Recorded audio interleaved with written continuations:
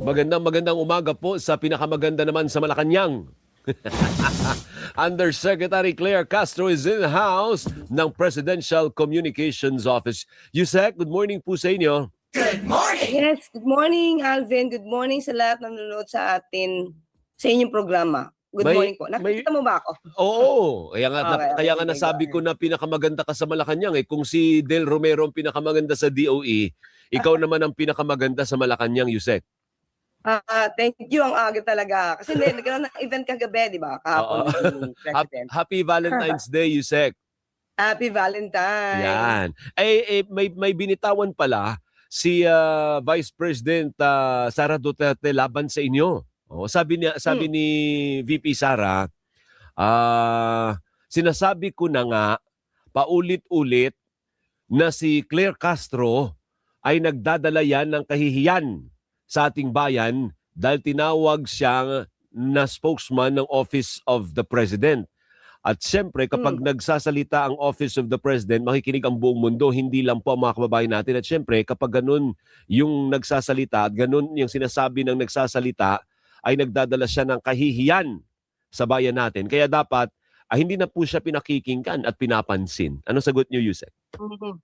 Wow, talaga lang Ibig sabihin, ayaw niyang mapakinggan ng taong bayan yung katotohanan. At ayaw niya siguro malaman ng taong bayan na siya yung nagiging source ng fake news. Alam mo, Alvin, ang pagsasabi ng katotohanan, hindi po yan nakakahiya. Ang nakakahiya, yung madalas nalang ginagawa, na gumagawa lamang at nagtatahi-tahi ng kwento. Sabi ko nga, na-enumerate ko na ang iilan sa mga sinabi niyang fake. 'Di ba? Binanggit ko na. Yung sinabi niya pambaboy lang, or panghayop lang. Yung 20 pesos na binanggit at ipinangako ng Pangulo sa taong bayan na ngayon ay nararanasan at nag-e-enjoy na ang ating mga kababayan sa 20 pesos na bigas dito sa Kadiwa Centers. Na Kadiwa ng Pangulo. Meron pa, 'di ba? Natatandaan mo yung fake news na, or rather altered na police blotters mula sa Beverly Hills. Sa kanyang galing kwento yun. Mismo ang ABS-CBN, Tropia Gutierrez, ang sabi na altered yung police blotter na kanilang pinangangalandakan. So, yung mga video, mga kaalyado nila yan Inigil niya ba? Sino ba mas nakakahiya? Hindi ba mas nakakahiya yung naging anak ka ng most corrupt ng 2017? Sino ba sinabing ng OCCRP na most corrupt ng 2017? Ang dating Pangulong Duterte. Di ba mas nakakahiya yata ang tawaging anak ng isang corrupt?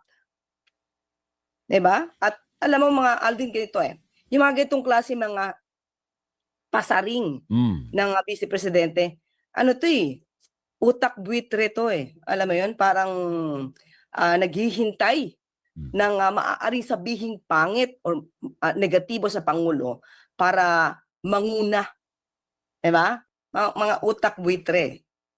Nangingiti ako. Dahil bukas araw ng mga puso, pero ang laman ng istorya natin patot sa dahan, Yusek. Hindi naman kasi kapag nanguna ka kasi ng fake news, wala naman kaming gagawin kung hindi patunayan na mali ka. So wag kang gumagawa lang naman ng kwento na wala kang patutunayan. Mas marami kang dapat na patunayan tungkol sa mga issues laban sa iyo. Pero bakit iniiba mo ang kwento mo? Iniiba mo yung issue. Ang daming issue nakaharap sa iyo, sasabihin mo, you want bloodbath? O nasaan yung bloodbath mo? 'Di ba? So yun yung mga issues na dapat mong kaharapin. Huwag siyang gumawa ng intriga. Ang nangyayari kasi sa kanya ngayon, ang numero uno ng trabaho ng Vice Presidente, manira sa Pangulo. Yan. And speaking of fake news, I understand you also called the attention of the former presidential spokesperson, si Attorney Harry Roque, na fake news din kaugnay sa akusasyon na may kanser ang presidente. Actually, sinagot na po yan ni Roque. Nakita ko sa feed ko, lumabas din Sabi niya, wala akong inaakusa, tinatanong ko lang. Oo, sabi niya gano'n, Yusek. Ang pagtatanong, abogado naman siya, dapat ginagamit niya muna yung utak niya. Una, napanood niya ba ng buo yung video? 'Di ba kasi kung di niya napanood yung video, wala siyang karapatang magtanong. Kasi may video naman, di naman nakatago yung video eh. Nasa live stream naman yan eh. Pagtaas ng Pangulo ng dalawa niyang kamay habang yung kanan, kaliwa, nakita tumaas yung kanyang polo barong eh. Oh, oh. So, alam mo na nagsisinungaling ka. 'Di ba? Nagsisinungaling ka para makagawa ka ng intriga. So instead, kasi nakita naman niya tumaas yung kamay, kaya nga sasabi niya parang may nalukot na polo eh, yung polo ng Pangulo. Kung nanood ka ng video, mas uunahin niyang pag-usapan yung ano ang hinahatid ng Pangulo na good news Oo. para sa ating mga guro. Hindi yung titignan niya kung ano yung nasa utak niyang ginagawa niyang kwento para makapagbigay ng intriga. Eh, hindi ba? Ay, ibig Wag mo mong sabihin, Yusek, parang nagpapatan- may mali siya. May mali May siya mali yung siya. pagkakatanong. Yun ang ibig mo sabihin. Yes, hindi mo kailangan tanungin kung napanood mo yung video. Excuse me for the word, isang kabobohan ang magsabi ka kung may colostomy bag kung hindi mo napanood yung buong video. Hindi ba? So ngayon, kung ako magtatanong sa kanya, Harry Roque, land grabber ka ba? Nagtatanong lang. Harry Roque, sino yung kasama mo sa joint account mo na hindi mo asawa? Nagtatanong lang. Tama ba yon?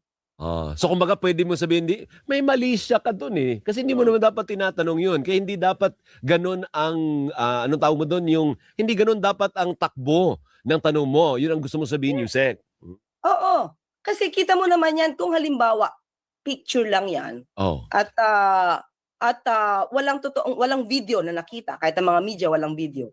Hindi ka magsasalita ng ganyan. O katulad niya, sa bibig niya, meron siyang sugat dito. O sabihin ko, may herpes ka ba? Nagtatanong lang, Harry Roque. Di ba? Yeah. Ibig sabihin, pwede mo ring resbakan ng malisyosong tanong din, kung ganun lang din naman ang pakay. Pero hindi hindi dapat ganun. Hindi dapat. Di ba?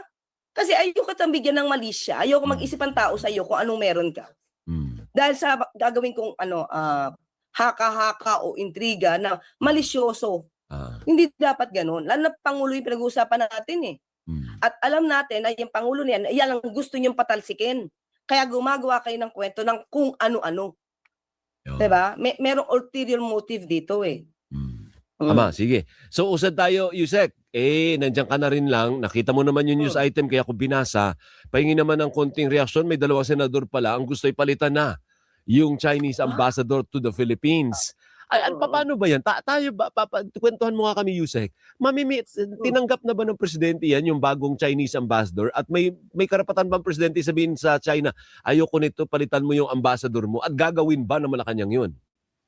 Depende yan kasi, Alvin, syempre, nasa pakikipag-usap yan, state to state, itong ayaw namin. Pero syempre, ang mangunguna dyan ang Pangulo. Yes. Pero hindi naman gagawin ng Pangulo na mag-initiate na ayoko tong ambassador na to. So, syempre, re-respetuhin din po natin kung sino ba yung itinatalagaan ng China. Opo. Kung nakikita nila na nagiging cause ito ng argumento, so, nasa China po yan na magdi-decide. Pero yung ambassador ngayon, Yusek Claire, as far as you know, nag-present na po ng credentials yan, di ba? Di ba usually ganyan, pag bago ka, pupunta ka sa Malacanang, tapos mag-present ka ng credentials mo, tatanggapin ka ng presidente, di ba? Ganun yung system, yung protocol nun. Itong ambassador na bago, galing na yan dyan sa Malacanang. Oo. Nag-courtesy call na. So, kung ano man yung bangayan ngayon, for me my take, normal ito. Normal na magkaroon ng sagutan, ng bigay ng sentimiento. Kasi unang-una yung ibang mga public officials natin, especially Senado. Hindi naman to pwedeng rendahan lang ng Pangulo at sabihin niya, huwag kayong magsalita. Kasi may kanya-kanya tayong freedom of speech, freedom of expression. Kung nagsasalita yung China, maaari din magsalita yung mga parte dito sa Pilipinas. So maganda talaga dito hangga't maaari talagang gumamit ng diplomasya. So sino ba ang mauuna? Nino, di ba? Kasi nabanggit ni Senator Kiko, teka lang, hindi naman Pilipinas ang nangunang paggawa ng caricature. Diba? So, di ba sana pareho lang? Sana respetuhan lang. Opo. ng But dalawang bansa. speaking of the word pigilan, pipigilan na ba na Malacanang si Commodore J. Tariela sa pagsasalita? Kasi yun ang tinatarget naman ni Senador Marcoleta at ni Alan Peter Cayetano. Yan Tariela na yan ang punot dulo. Ika ng dalawa. So ang tanong, patitigilin ba na Malacanang si J. Tariela sa pagsasalita laban sa pambubuli naman ng China? Kasi si Commodore Tariela, spokesperson siya for the operations. So kung ang mga sinasabi niya naman ay hindi naman polisiya, patungkol sa operasyon, at ito naman ay hindi lumalabag sa batas, hindi naman dapat rendahan. 'Di ba? Kasi kung ang ipinagtatanggol din naman niya ay karapatan ng Pilipinas, not going beyond the laws, so hindi naman siya dapat pigilan. Ang wag lang niyang kumaga pupuntahan o may encroach yung patungkol sa polisiya. Kasi ito po ay sakop naman ng DFA. Apo. Kaya may spokesperson naman ng DFA patungkol sa West Philippine Sea because polisiya naman yon. Hindi naman pwedeng ma-encroach din naman ng DFA yung trabaho ng PCG, ng Philippine Coast Guard patungkol sa kanilang operasyon. So ang instruction kay Commodore J, carry on lang. Tuloy lang siya. Kahit maraming naiirita sa kanya sa kampo po ng Pro Duterte, tuloy lang siya. Basta, ang bilin lang ng Pangulo, dapat hindi tayo lalabag kung ano yung nasa batas, kung ano yung nasa rules, kung ano yung protocol, ano yung diplomasya. Huwag tayong lalabag doon. Diba? Yun naman po yung ang bilin ng Pangulo. And at the same time, ito kasi nadinig ko sa debate, dagdag ko na lang to ha. Sige po. Ang sabi kasi, di ba, ni Senator Kiko, may caricature din ang Pangulo, ginawa din nila yan. Kasi yun yung una nilang tinitake up eh. Oo. Ang sabi ni Senator Alan, hayaan na ang DFA ang parang mag-issue dyan or magsalita yung mag-deal dyan. DFA DFA to the social, to the para state-owned media ng China. Correct. Itong tanong natin, kung DFA ang magsasawata or at least mag-call out doon sa state media, state-owned media ng China, bakit yung mga senador na nagko-call out kay General Tariela, ay rather Commodore Tariela? O di dapat DFA na rin? Diba? Kung DFA to DFA, okay, makialam yun. Ministry ng Foreign Affairs nila, ng China. Siya mag-call out doon kay Commodore Tariela. Huwag na kayo makisawsaw. Parang ganun yung dating, di ba? Oo, tama. Sana matapos na, no? Kung yun lang yung argumento nila. Oo, diba? Tama. If it follows, ano? Yusek, pasensya ka na. Sabi sa akin, ano lang tayo, hanggang dun lang tayo sa reaction, pero tinanong ko na rin. But thank you very much for your time. Magandang umaga sa pinakamaganda sa Malacanang. Thank you so much, Alvin. At thank you sa ating mga kababayang nanonood sa inyo. Happy Valentine's Day. Happy Valentine's. Bye-bye. Thank you. Maraming salamat kay Undersecretary Claire Castro ng Presidential Communications Office.